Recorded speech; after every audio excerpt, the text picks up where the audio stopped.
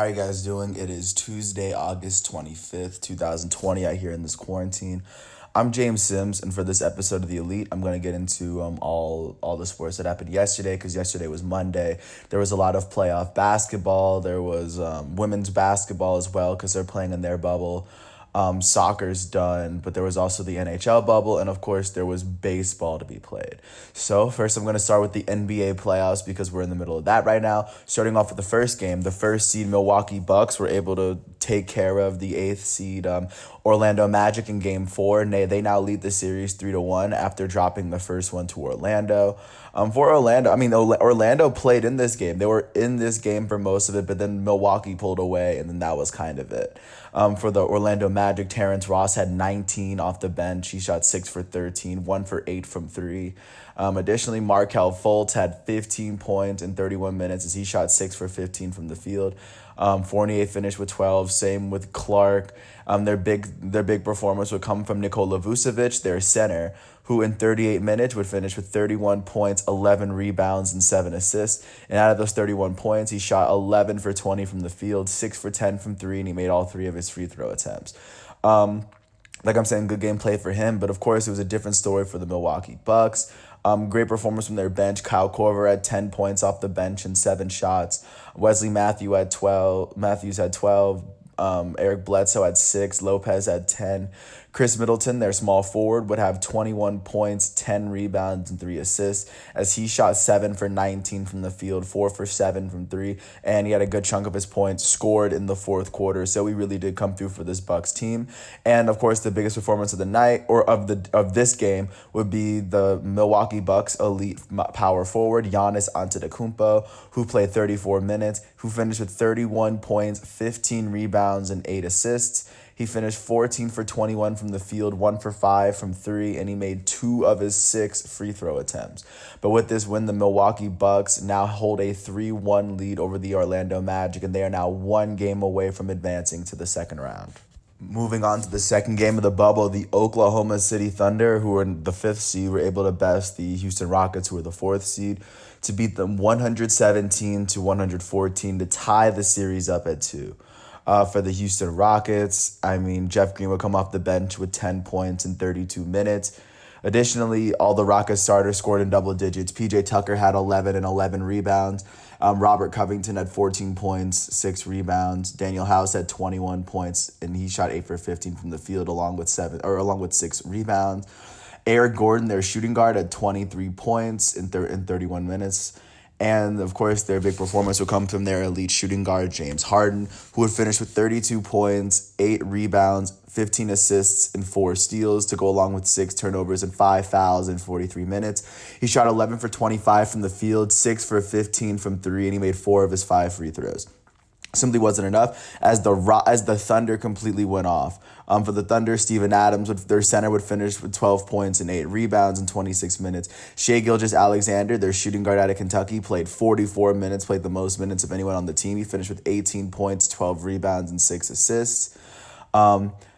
Chris Paul, their elite point guard, would finish with 26 points, 6 rebounds, 3 assists, and 3 steals. He shot 10 for 19 from the field, 0 for 5 from 3, made all 6 of his free throws. And to me, I think he had a really, really big play in the night when he hit the go-ahead jump shot against James Harden to take the lead in the fourth quarter. The game eventually ended up The biggest performance of the night for the Thunder would be from Dennis Schroeder off the bench.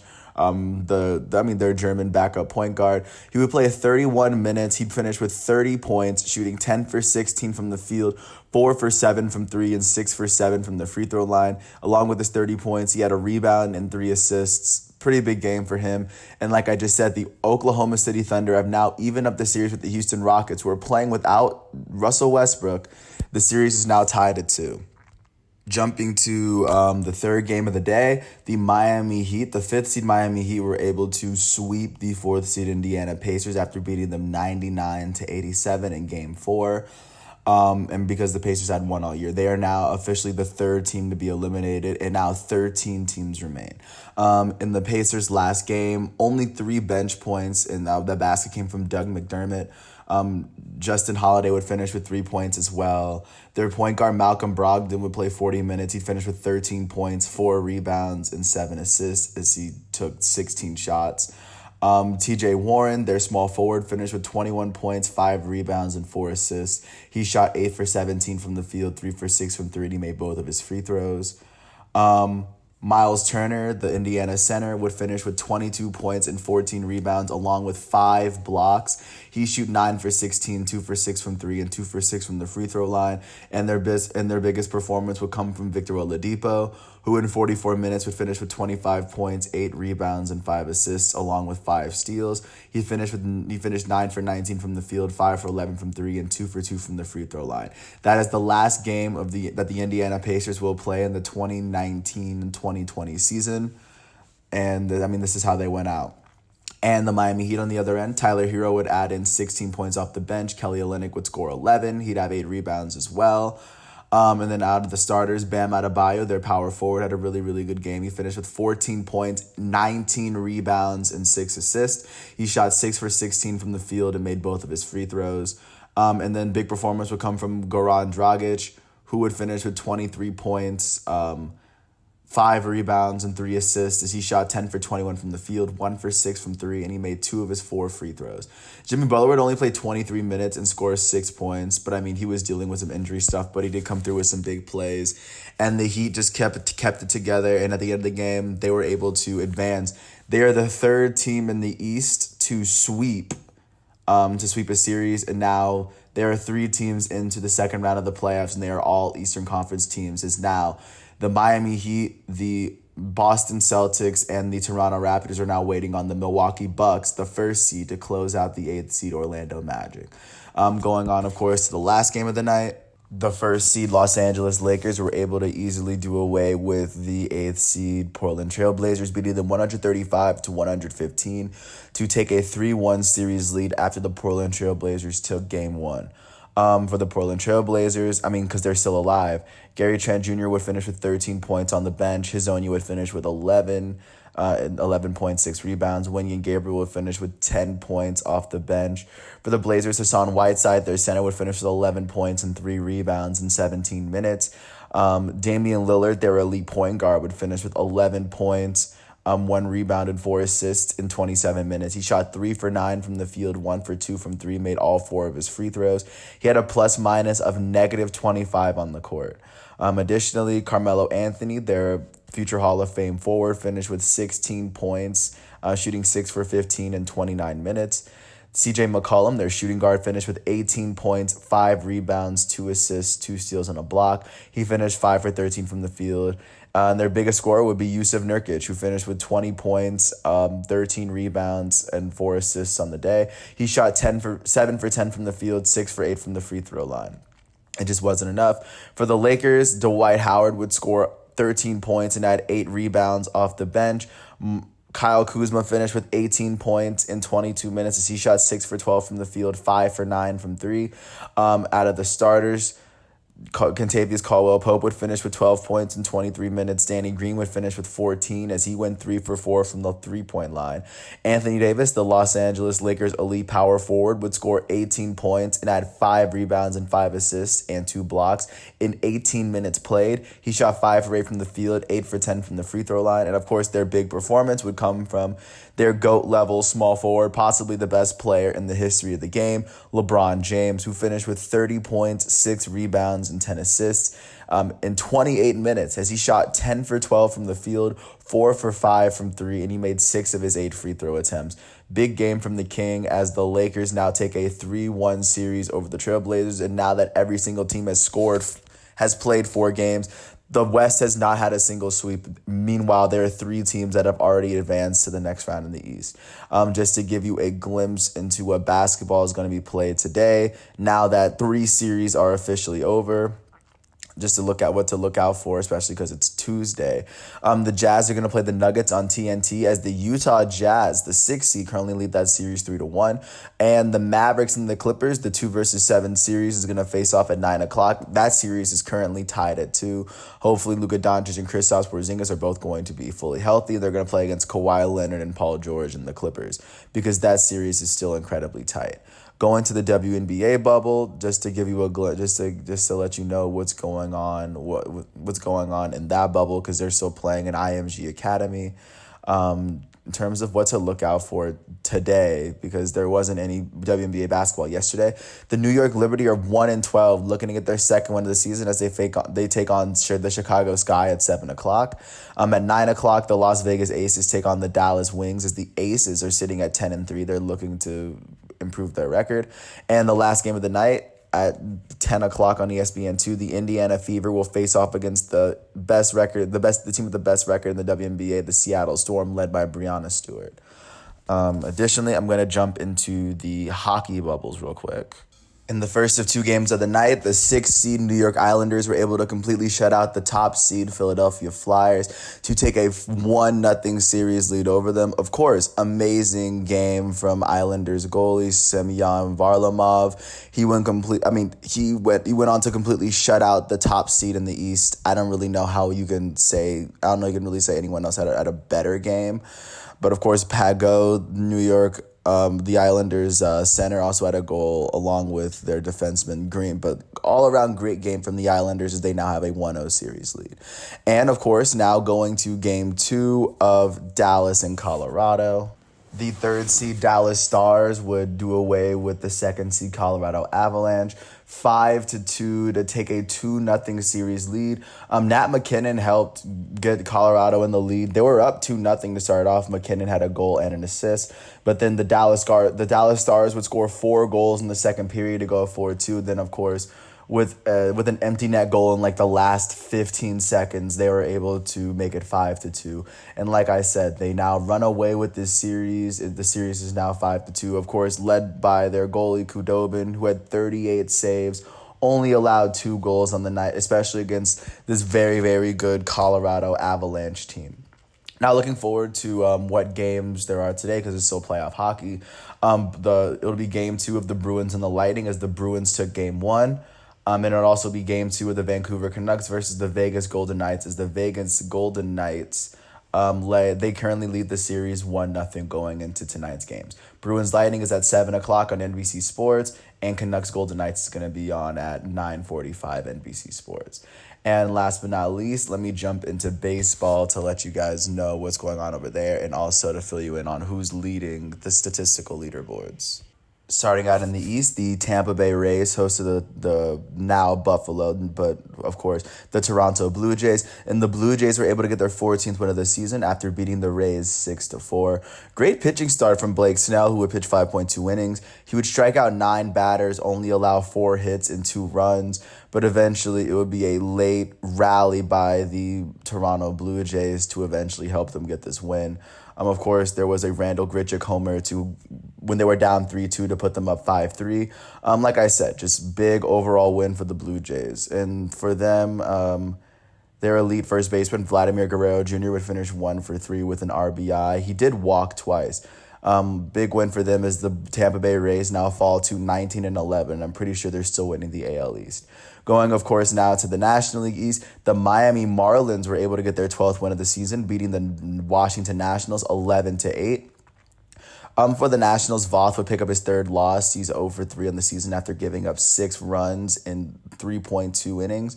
Their elite left fielder, Juan Soto, though, would finish 4-for-5 with a run and an RBI. He now has a .400 batting average for the season. Their shortstop, Trey Turner, would go 1-for-4 with 2 runs additionally. Just big game mainly from those two. The Nationals are now dropped to 11-5. For the Marlins, of course, their first baseman, Jesus Aguilar, would finish 3-for-5 with 3 RBIs and a run. Bertie, their center fielder, would hit his first home run of the season. John Bertie would finish 2-for-5 with 2 RBIs and a run. Matt Joyce finished 3-for-6 with 2 RBIs and a run. Corey Dickerson, their left fielder, finished 3-for-6 with an RBI and a run. Just a good all-around hitting performance from the Marlins, as they got 17 combined hits as a team.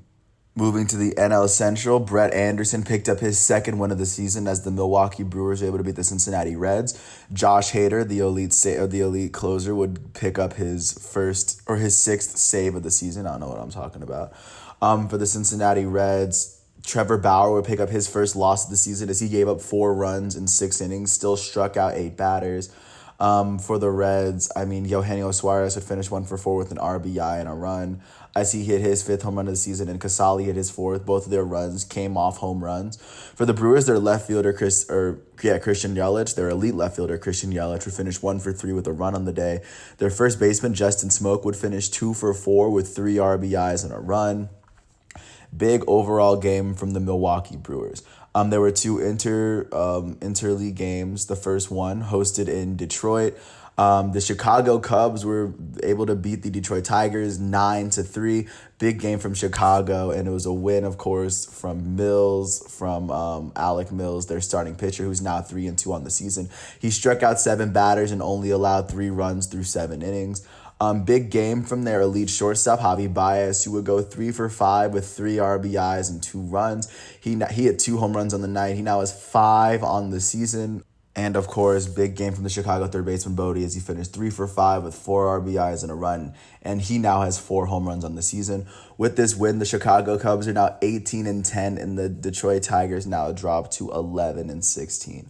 Of course, still staying out with the interleague, the St. Louis Cardinals hosted the Kansas City Royals in their in-state rivalry matchup, as Jack Flaherty was able to get his second win of the season in an elite performance. He would only allow 1 hit in 5 innings pitched, of course, to pick up his second win of the season. Brad Keller picks up his first loss as he allowed 5 earned runs in 4 innings.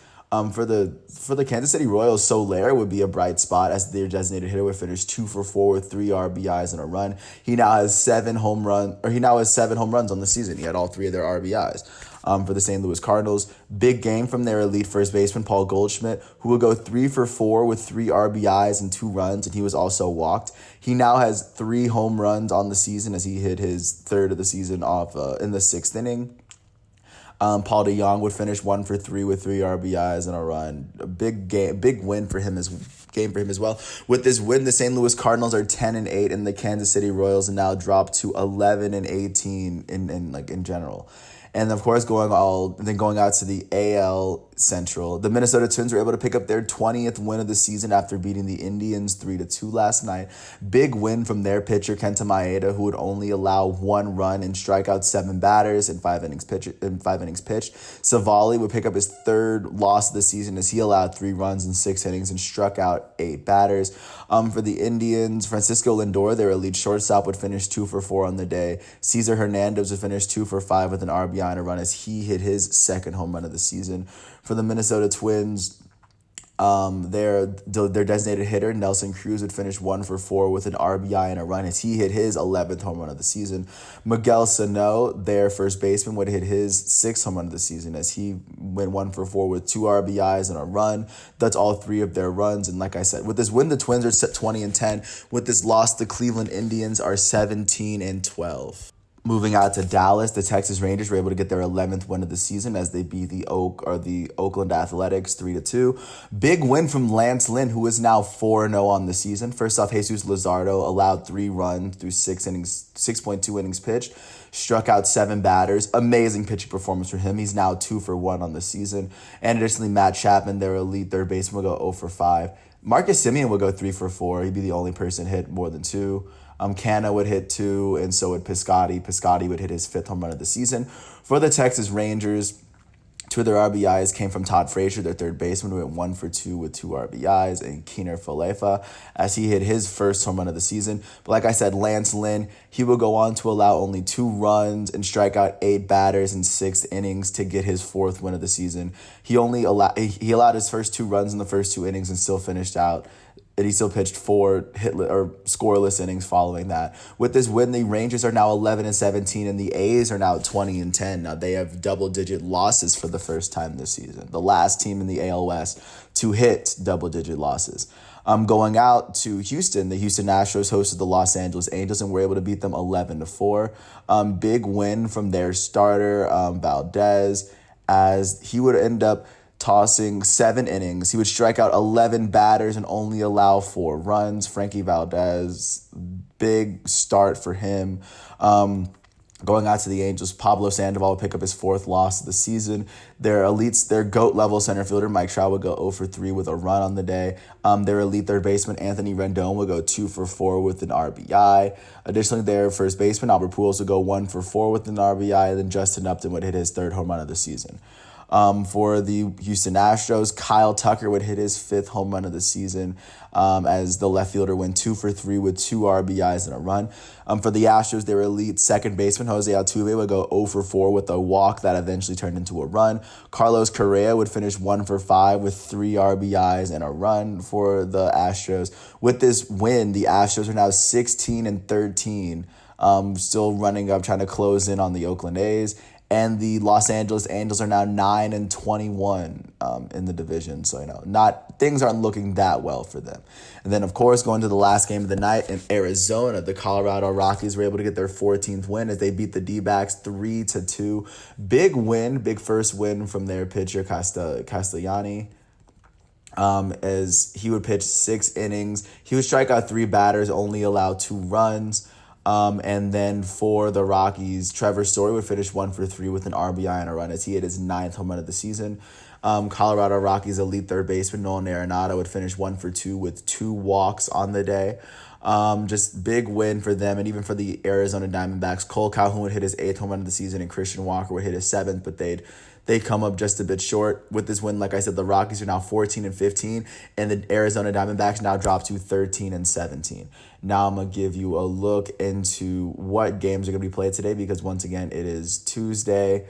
A lot to be looking forward to Tuesday since there weren't a lot of games to be played yesterday. I feel like almost every team is going to be in action today.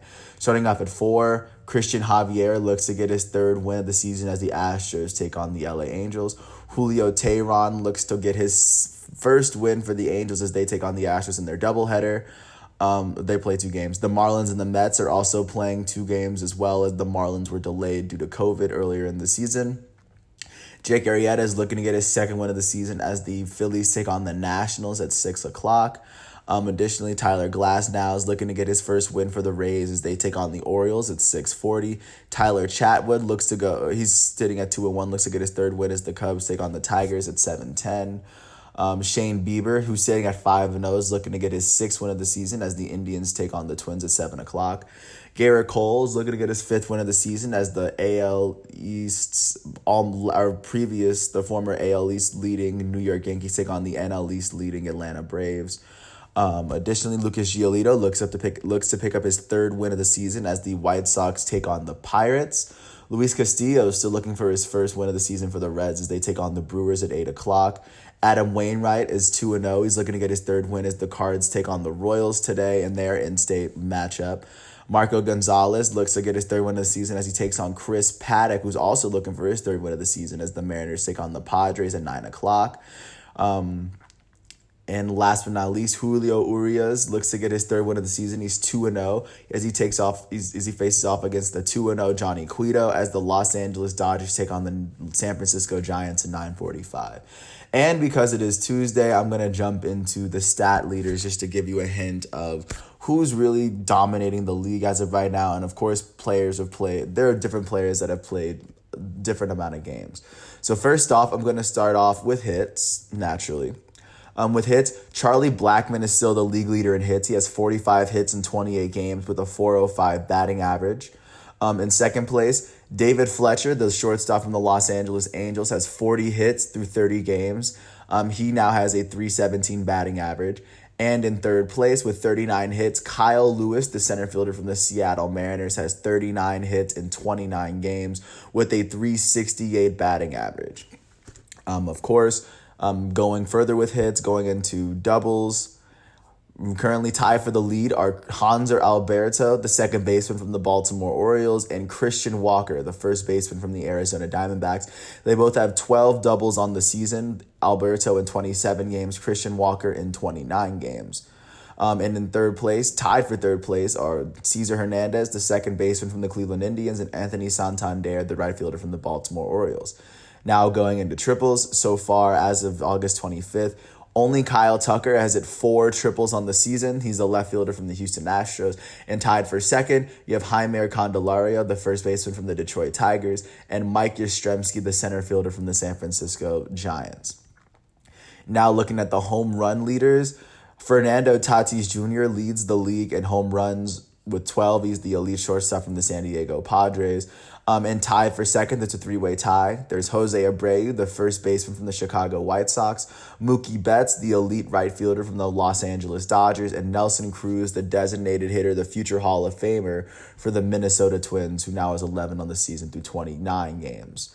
And of course, going back to, I'm going to go to RBIs, who's leading the league in RBIs. Right now, elite shortstop Fernando Tatis Jr. from the San Diego Padres is currently has the lead in both home runs and RBIs. He now has 29 RBIs on the season. And in second place by himself is Jose Abreu, the first baseman from the Chicago White Sox. And tied for third in the league in RBIs are the Minnesota's designated hitter Nelson Cruz and Baltimore Orioles right fielder Anthony Santander.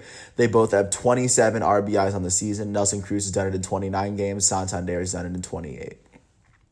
And then right now, I'm going to look into who's leading the league in runs. And right now, the elite shortstop from the San Diego Padres, Fernando Tatis Jr., leads the league in runs with 29 runs on the season.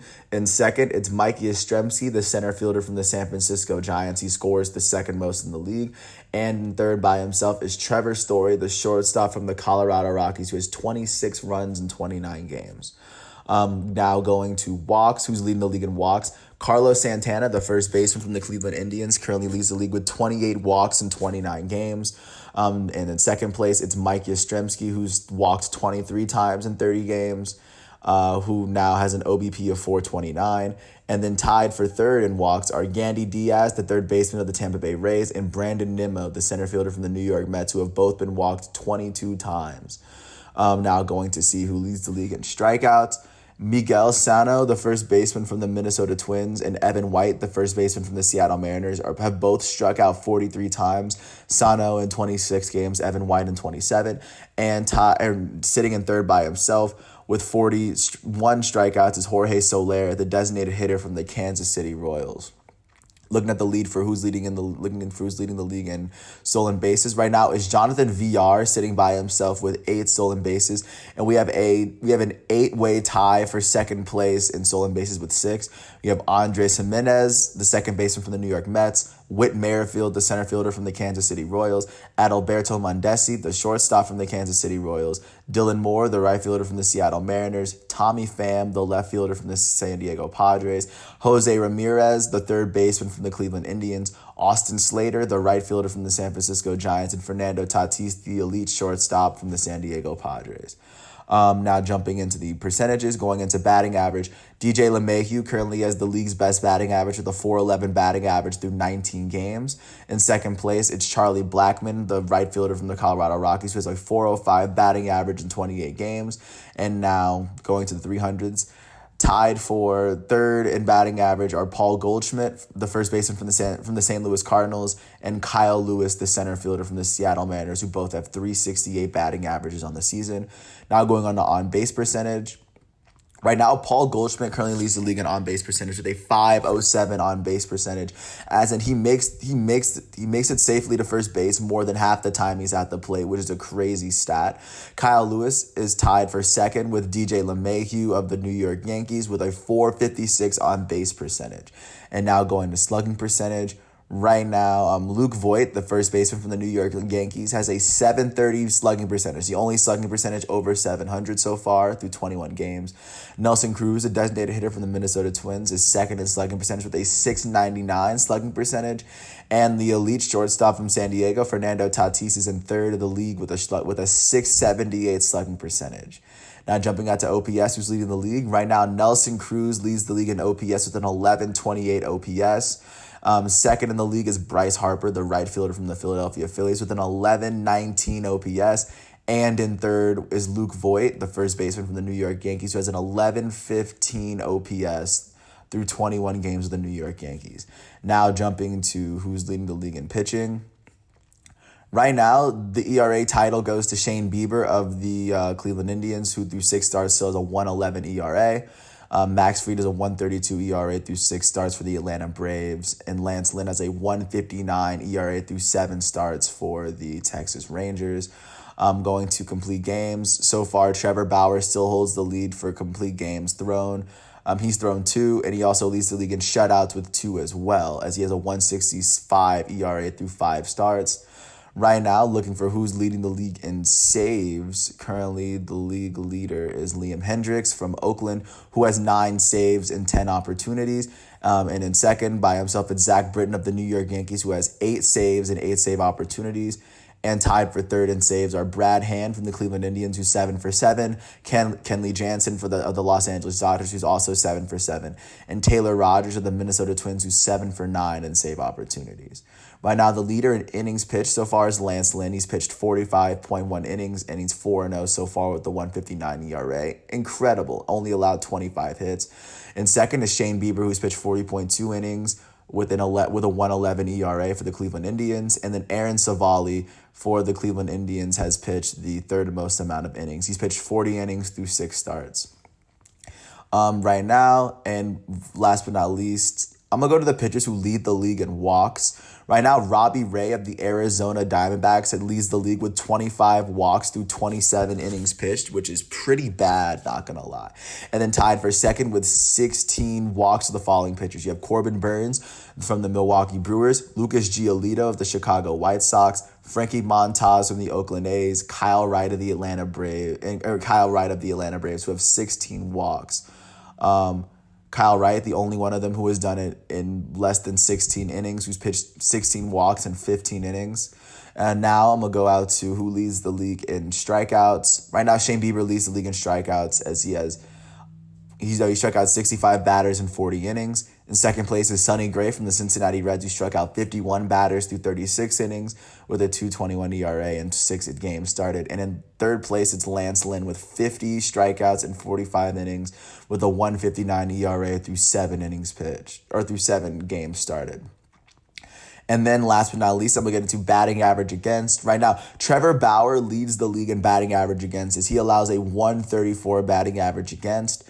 And tied for second in the league are Dinelson Lamet of the San Diego Padres and Kenta Maeda of the Minnesota Twins, who both have a 147 batting average against them in the season, which is pretty insane, pretty wild. Now jumping to the teams, just to give you a sense for who's really kind of dominating in terms of hitting. Right now, the Los Angeles Dodgers are leading the league in scoring. They have 171 runs through 30 games. The Padres have the second highest scoring offense with 163. Tampa Bay Rays with 157. Now looking to see who's leading the league in hits. The Chicago White Sox lead the league in hits with 264 hits in 29 games. And second are the San Francisco Giants with 259. And the Rockies are third with 258. Now is going out to doubles. Right now, the Atlanta Braves lead the league in doubles with 64 through 28 games. The Houston Astros are in second with 61, and the Rays are in third with 60 doubles through 30 games. Right now, seeing who's leading the league in triples, the Colorado Rockies and the Tampa Bay Rays are tied for the league's lead with 8 triples, and then tied for third are the Houston Astros, the Oakland A's, and the San Francisco Giants with 7 triples. Now let's see who's leading the league in home runs. The St. Louis Cardinals are sitting in last because they played the least amount of games, but the Dodgers have the most home runs in baseball with 59 home runs. Tied for second are the Chicago White Sox and the San Diego Padres with 55 home runs through this season. Right now, the league lead in RBIs, which is different from runs, still goes to the Dodgers. They have 163 RBIs, 171 runs. Padres have 157 RBIs. They're second, and the Astros are third in RBIs with 151. Right now, looking at who leads the league in walks from a hitting perspective, the Tampa Bay Rays lead the league in walks with 131. The Oakland A's are second with 127, and the Cleveland Indians are third with 125. Looking to see who leads the league in strikeouts, the Oakland A's are the team from the hitting side. They get struck out the most. They've been struck out 301 times. The Tampa Bay Rays are second with 282, and the Atlanta Braves are third as they've gotten struck out 280 times. Right now, the current leader in stolen bases are the Seattle Mariners with 30 stolen bases in 30 games. And second are the San Diego Padres with 28. And the Texas Rangers are third with 25 stolen bases. Right now, the league's highest batting average goes to the New York Mets, who have a 268 team batting average. In second place is the Chicago White Sox with a 266. And the Washington Nationals are at 264. Right now, leading the league in on-base percentage as a team, the New York Mets lead the league in on-base percentage with a 356 OBP. And in second place are the New York Yankees with a 344 OBP. And in third place, you have the Philadelphia Phillies, who are third with a 342 on-base percentage. Going out to slugging, right now the Chicago White Sox have the best slugging percentage as a team. They have a 481 team slugging percentage. In second, the New York Yankees have a 475 slugging percentage. And in third, the Los Angeles Dodgers have a 474 team slugging percentage. Now jumping out to OPS. The New York Yankees lead the way with an 819 OPS. The Chicago White Sox have an 807. They're in second, and the Dodgers are in third with an 805 OPS. Now jumping to pitching, who are the league's best pitching teams this year? Right now, the Dodgers have the best ERA, the best earned run average. They have a 265 ERA as a team. The Indians are second with a 288 ERA, and the St. Louis Cardinals are third with a 327 ERA. Right now, the Cincinnati Reds lead the league in complete games. With 2, that's Trevor Bauer. Right now, the Cleveland Indians lead the league in shutouts with 5. The Atlanta Braves and the Chicago White Sox are tied in second with 3 shutouts apiece. In terms of saves, the Oakland Athletics have the most saves in baseball with 12, and then tied for second are the Minnesota Twins and Tampa Bay Rays. They both have 11 saves each. In terms of save opportunities, the Padres have had the most save opportunities, but they're 9 for 17. The Tampa Bay Rays they've had 16 save opportunities, but they're 11 for 16. And then in third, the Toronto Blue Jays have had 15 save opportunities, but they've blown 7 of them. They've capitalized on 8 of those 15. Going to hits allowed as a pitching lineup. Right now, the most hits allowed goes to the Boston Red Sox. They've allowed 280. The Los Angeles Angels have allowed 259 hits. And the Rays have allowed the third most amount of hits at 255. In terms of hits allowed, not all teams have played the same amount of games, but I'll get to that in a second. But in terms of runs, so far, the Boston Red Sox have given up the most amount of runs with 175 as a team. The Los Angeles Angels have given up 173 runs as a team. They're second, and the Giants are third. They've allowed 164 runs as a team. In terms of home runs allowed, the Arizona Diamondbacks have given up 56 home runs as a team in 30 games. That's the most in baseball. And in second, the Red Sox have given up 48 home runs in 29 games. And the Detroit Tigers have given up 46 home runs in 27 games as a team. In terms of hit batters, the Milwaukee Brewers and the Seattle Mariners are tied for the top of the league with hit batters, with 20 hit batters. And then tied for third with 19 are the Detroit Tigers and the Kansas City Royals. They both hit 19 batters as a team. In terms of who walks the most, the Houston Astros have walked the most batters. They've walked 123 batters. The Diamondbacks are second when they've walked 122 batters, and the Red Sox have walked 121 batters through 29 games. In terms of who struck out the most batters, the Cleveland Indians have thrown 308 strikeouts in 29 games as a team. The Cincinnati Reds are second with 291 combined strikeouts, and the Milwaukee Brewers are third with 280 strikeouts. And then going, of course, last but not least, to batting average. The lowest batting average allowed goes to the St. Louis Cardinals as a team. They have a 173 batting average against, which is crazy. And second are the Los Angeles Dodgers, who've allowed a 205 batting average against them. And then tied for third are the Cincinnati Reds and the Cleveland Indians with a 213 batting average against them. So with that said, I really appreciate you for listening to all 40 minutes of this. Once again, this is The Elite. I'm James Sims. It is Tuesday, August 25th, 2020. Thanks once again for hearing my piece, and peace out.